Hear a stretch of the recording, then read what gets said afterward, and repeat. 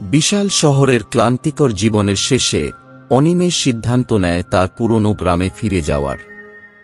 শহরের দৌড়ঝাঁপ, কোলাহল, সম্পর্কের ভাঙাগড়া আর আত্মার নির্জনতা তাকে একসময় দুর্বল করে ফেলে। বাবা মা মারা যাওয়ার পর আর কোনোবার গ্রামে যাওয়া হয়নি, কিন্তু এবার যেন হঠাৎ কোনো অজানা টান তাকে ডেকে নিয়ে গেল। গ্রামের নাম রতনপুর। জনমানবহীন, প্রায় পরিত্যক্ত এক জায়গা। শুধু কিছু বৃদ্ধ মানুষ আর ধ্বংস হয়ে যাওয়া স্মৃতি রয়ে গেছে এখানে।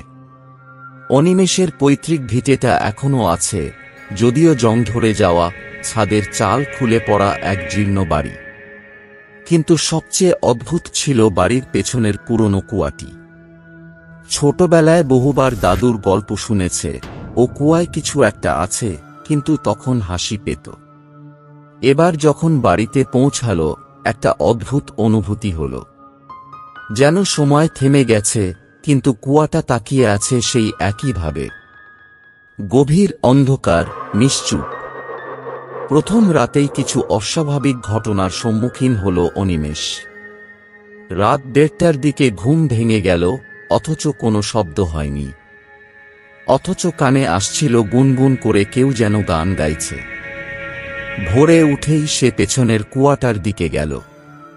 কুয়াটা ছিল পরিত্যক্ত, কোনো জল নেই, শুধু শ্যাওলার মতো অন্ধকার। কিন্তু কুয়াটার ধারে একটা সাদা ফুল পাওয়া গেল, তাজা, সদ্য তোলা। কে এখানে এসেছিল? মনেই একটা প্রশ্ন। গ্রামের সবাই তো বলে কুয়াটায় কেউ যায় না, তবুও কুয়াটার গা ঘেঁষে পায়ের ছাপ স্পষ্ট। ছোট মেয়ে শিশুর পায়ের ছাপ। অনিমেষ অবাক। গ্রামে কোনো শিশু নেই তো।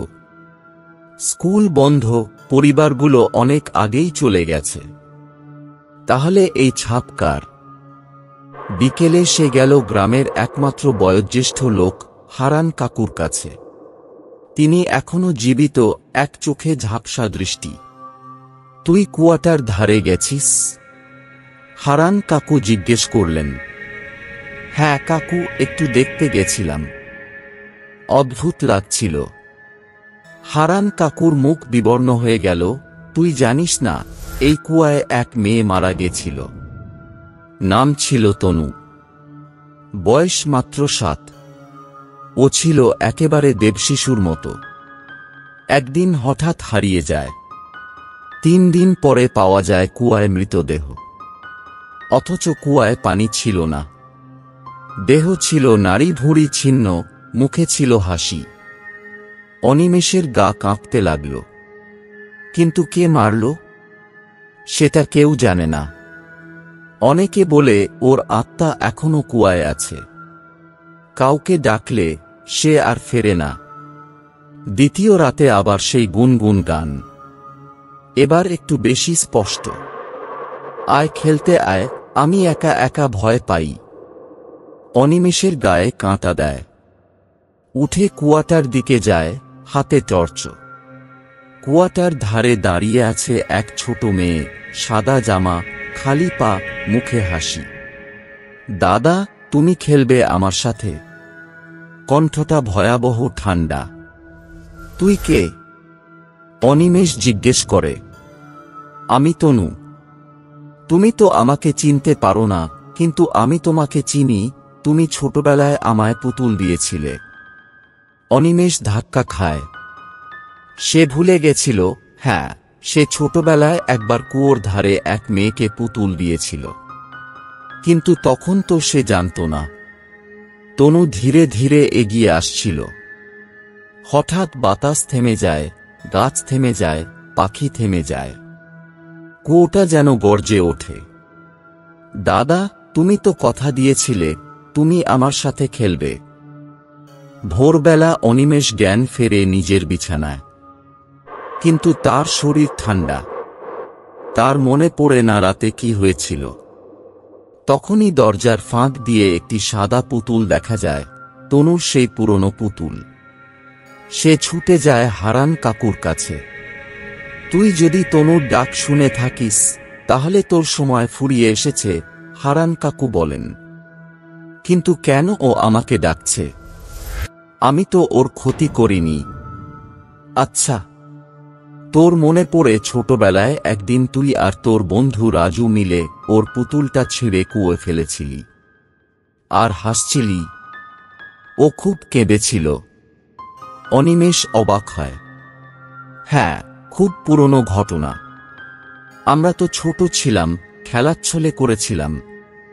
তোর জন্যই ও কুয়োয় গেছিল। তুই তো জানতিস না। তুই হাসছিলি, কিন্তু ও চিরকাল কাঁদছিল। অন্ধকার নেমে এলো। কুয়ো থেকে এখন জল পড়ার শব্দ আসে, অথচ কুয়ায় জল নেই। রাত দুটোয় আবার সেই গান, এবার অনেক গলায়, আয় আয় আয়।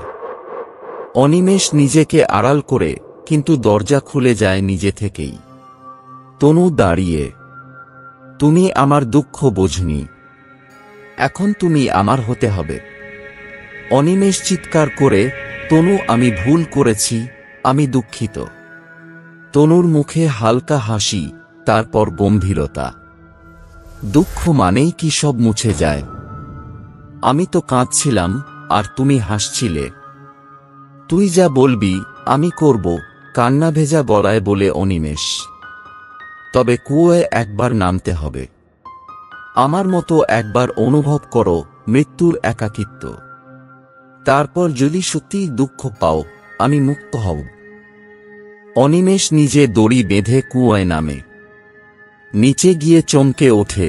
মাটিতে কিছুই নেই, কিন্তু ঠান্ডা বাতাস বয়ে যাচ্ছে। অদৃশ্য হাত তাকে ছুঁয়ে যাচ্ছে। তনুর হাসির শব্দ, কান্নার শব্দ, পুতুলের আওয়াজ, সব মিলিয়ে এক ভয়াল দৃশ্য। হঠাৎ সে পড়ে যায়, মাথায় প্রচণ্ড আঘাত। শেষবার চোখ খুলে দেখে তনু দাঁড়িয়ে হাসছে, মুখে শান্তি। তুমি বুঝেছ, এখন আমি মুক্ত। তারপর সব অন্ধকার। গ্রামের মানুষ পায় শুধু একটা পুতুল আর ভাঙা দড়ি। অনিমেষের দেহ পাওয়া যায় না, কিন্তু পুরনো কুয়া আর গান শোনা যায় না। হারান কাকু বলেন, তনু এখন শান্ত, কারণ তার দুঃখ সে কাউকে বুঝিয়ে দিয়েছে। কিন্তু কুয়ো এখনো আছে। হয়তো একদিন কেউ আবার হাসবে কারো কান্নার উপর। তখন আবার কুয়ো ডাকবে। মানুষ যতক্ষণ অন্যের বেদনা নিয়ে উপহাস করে, ততক্ষণ আত্মারা কাঁদতে থাকে। কিন্তু যেদিন কেউ সত্যি অনুতপ্ত হয়, সেদিন আত্মা মুক্তি পায়। কিন্তু মুক্তি সবাই পায় না। কেউ থেকে যায় কুয়োর গভীরে।